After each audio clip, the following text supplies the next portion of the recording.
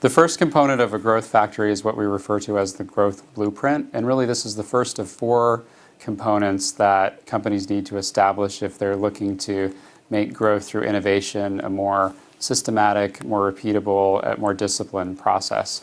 The growth blueprint, put most simply, is just your plan for how you're going to grow and how you're going to innovate. And without such a plan, companies, as their circumstances change, as the industry changes, as their core business changes, they either can be overly reactive to what's happening around them and potentially end up taking on way too much risk, or not reacting enough and being overwhelmed by those changes in those circumstances. And the growth blueprint is really what you need to define in order to be deliberate about growth and also to manage the risk associated with innovation most effectively. And there's a few critical things that it needs to contain.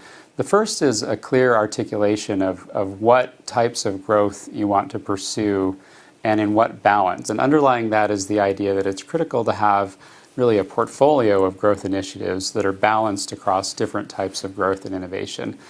Most companies obviously want to spend, in fact all companies are going to inevitably spend the majority of their innovation energy focused on their current core business and just making their current products and services better.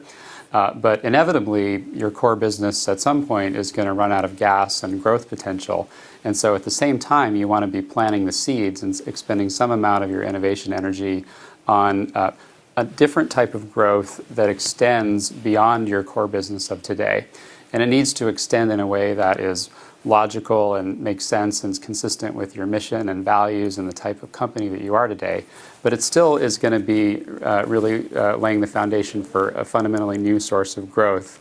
And you need to be doing both of those things at the same time and managing that as a portfolio.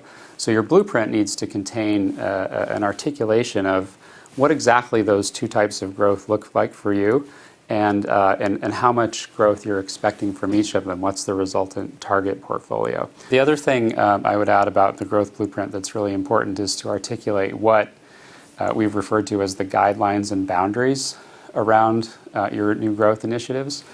It's particularly important as you think about extending beyond your core business of today, that you're very clear about how far you're willing to stretch and on what dimensions you're willing to stretch.